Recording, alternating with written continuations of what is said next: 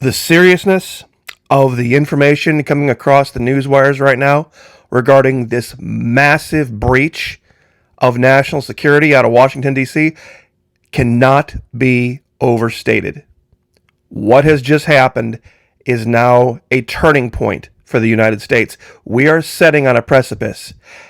Had it been anyone other than the individuals involved, they would already be in handcuffs. In fact, it's my personal belief that had it been anyone else, you probably wouldn't have heard about it. This cannot be overstated how serious this is. There are people that need to resign. Now, I was all set to do a video over at the Florida Maquis Patreon channel on an entirely different subject, but now that this has happened, it's confirmed something that I have been very suspicious of for a long time, and now the puzzle pieces are starting to fall into place. Those of you who are interested in the details I'm not going to release here on YouTube, join us over at the Patreon channel. It's going to be for everybody, the next video over there. All 4 levels, 2, 5, 10, and 15. So stand back, stand by. This is going to blow your mind. We are an occupied and compromised nation, and no, it's not who you think it is. It's easy to believe that, oh, it must be them again, but it isn't. It's a completely different group of people that have now breached the highest levels of the United States government, and nobody's looking at them. Nobody is looking at them. What has just happened with this Signal app and these 3 individuals? If it had been me, and I was Army intelligence many, many years ago, that would have been the end of my career. I would have likely not been able to escape the military with anything other than a dishonorable discharge. Likely would have spent some time behind bars had I done what these 3 men have just done.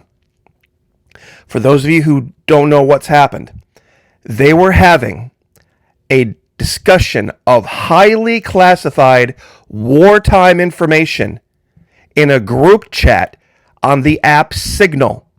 And unbeknownst to everybody who was in the conversation, the National Security Advisor had oopsie-daisy copied in to the conversation a reporter from the Atlantic, meaning it was clearly an unsecured, unauthorized conversation. Now, given that it involved the Secretary of State, the Vice President of the United States, the Secretary of Defense, and the National Security Advisor, this is going to be all played out in the realm of politics. But mark my words. Remember when I put this together, this little image, when I said Trump needs to really be careful about who he's putting in positions of power? This is, of course, Director of National Intelligence on the left, Tulsi Gabbard, Pam Bondi, upper right, Department of Justice, and Kristi Noem, Department of Homeland Security. Had any of their people, anybody in their departments, done what was just done, they would have been arrested immediately. They would have been fired. They would have likely been detained for a good long time. Even if it was an oopsie-daisy, I didn't mean to, that would have been the end of their career in any intelligence service anywhere. They'd be flipping burgers for the rest of their life, honestly, because there's no way you get out of, at least in the military anyway, doing that and you get a dishonorable, or pardon me, there's no way you get an honorable discharge having leaked very, very specific details of operational security. Now, I went to this is actually the website from the White House, and content has been removed to align with President's executive orders and DoD priorities. It's an OPSEC page. OPSEC. It's an abbreviation for Operation Security. They even tell the civilians who are married to and relatives of people in the military, don't say where troop movements and locations are, who, names, ranks, units, or identifiers, when, dates, times, or flights of even landings or takeoffs, even going on leave, coming off leave, who's having a baby, who's all this different kind of stuff, who's having an anniversary. You don't talk about that openly. And January was OPSEC month. Now, Let's get the details. You ready? This is unreal, folks.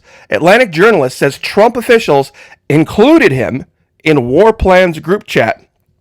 And this isn't just an allegation. He has had specific details that he has released that are now authenticated, and it was, in fact, an official discussion between Mike Waltz, National Security Advisor, Marco Rubio, Secretary of State, Pete Hegseth, Secretary of Defense, Vice President of the United States, J.D. Vance, and others. Jeffrey Goldberg, editor-in-chief of The Atlantic, was apparently included in a Trump administration group chat on Signal in which top officials debated and then discussed details of attacks against Houthi rebels in Yemen, not after the fact, before. The initial invite to the group apparently came from National Security Advisor Mike Waltz. See, pay attention there. Mike Waltz. Over at Patreon, we are going to put it together. Mike Waltz, the VP. Trust me on this one. This is going to blow your mind who's doing this.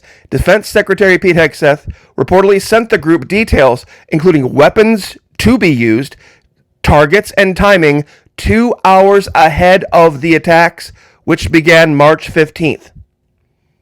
Others in the group were Vice President J.D. Vance, Secretary of State Marco Rubio, Director of National Intelligence Tulsi Gabbard, and CIA Director John Ratcliffe. In the stunning report, Goldberg claimed, Waltz connected with him on Signal on March 11th, and 2 days later he was invited to join a chain called the, quote, Houthi PC Small Group, in which they discussed strikes against Houthi militant groups in Yemen. Seemingly unaware of the journalist's presence in the group, he wrote that he initially had strong doubts the text group was real, quote, because he could not believe that the national security leadership of the United States would communicate on Signal about imminent war plans. Oh my God, this is Hillary's emails. Oh, unreal. And also, not only that they were communicating this on Signal, but that he was read in on it. He said he realized the text chain could be real after the person who was supposedly Hegseth messaged to the group that the first detonations in Yemen would be felt in 2 hours at 1:45 p.m., which was exactly in line with what took place. Hegseth later said that this quote-unquote surprise strikes, which hit multiple targets across 3 days, were part of a quote-unquote unrelenting campaign until the Iran-backed group stopped attacking vessels in the Red Sea. Now, the crazy part about this, and I won't read the rest of this, was that J.D. Vance was arguing against the attacks. J.D. Vance was arguing against the attacks.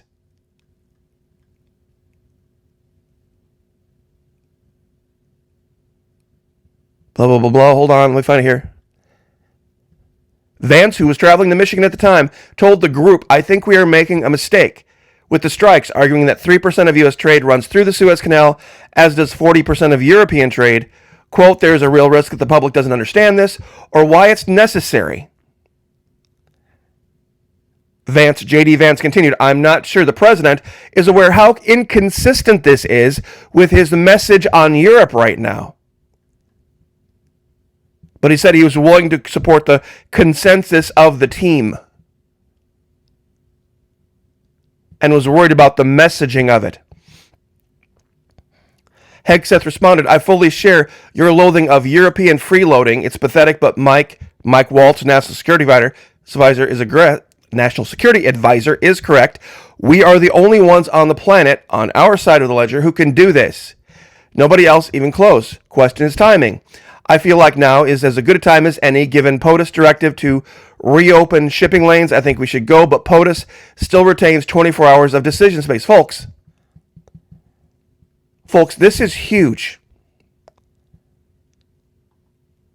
And I think it's time that we do a rewatch. That we do a very serious rewatch of the series from long ago, one of my favorites of all time, called Homeland. And when you watch this, be prepared to see things that you would just absolutely be stunned to know made it through Hollywood. Now, this was a long, long time ago when this came out. And I mean a very long time ago. Decade at least, I believe. Maybe even longer. Now that I think about it, maybe 12. I'm not exactly sure when Homeland first came out the first year. Boy, it seems like it might have been 2012, 13 in that region. But Signal is one of the most unsecure apps out there. And oh, by the way, Russia compromised Signal found on battlefield phones. Talking about the app here. Russia is believed to have fed the intercepted Signal communications back to a data lake to analyze the content of large numbers of Signal communications for battlefield intelligence. Now, there is a connection. There is an undeniable connection to J.D. Vance, to Mike Waltz, to Tulsi Gabbard, to another person that is a very powerful person in the Trump administration, that I'll save that person as well for over at Patreon. We are occupied, and no, it's not them. It's not the every single time crowd. For those of you who understand that code, not allowed to speak about it here on YouTube. It's not the every single time crowd. It's a different group. It's a completely different group that are compromising the security of the United States. That's a hint. That's as big of a hint as I can give. This is so much worse than anything Hillary ever did. So much worse than anything Obama ever did. This is unreal. But I'm not surprised. Why am I not surprised? That the Secretary of Defense, who was hired simply based on the fact that he was a Fox News host, he was a major, I think he made the rank of major only in the United States Army, was a platoon commander, and now he's Secretary of Defense, and within a matter of months, he has already dropped the national security ball in a way that has never happened. This is so much worse than Watergate. This is unreal. You have no idea. Just the fact alone that they were speaking about this stuff on the Signal app, just chatting on their phones, on unsecured phones, in an unsecured group chat where they just didn't happen to know there was an Atlantic journalist. I mean, I'm not going to really make the Three Stooges comparison here. But if it had been anyone else, if it had been me discuss back in the, that'd have been the end. I mean, that would have been the end. Anybody with a security clearance knows you don't do this. Anybody with a security... We wouldn't have even talked about it amongst ourselves in private if there hadn't been a need to. In an unsecured location. Much less just sitting at home in your jammies and having a Signal chat where you don't even know who's present in the group chat. At some point, Donald Trump's going to have to take responsibility for this. Because he handpicked these people. He handpicked these people, but make no mistake. Somebody needs to ask Tulsi Gabbard or Kristi Noem or Pam Bondi, pardon me, what would happen if they found any of their underlings discussing high-level classified data, what they would have done in unsecured locations on unsecured devices where they didn't even know who was listening. But there's a connection. I can make the connection to even another department of the United States. And when you see it, when you finally see it, you'll be like, holy crap.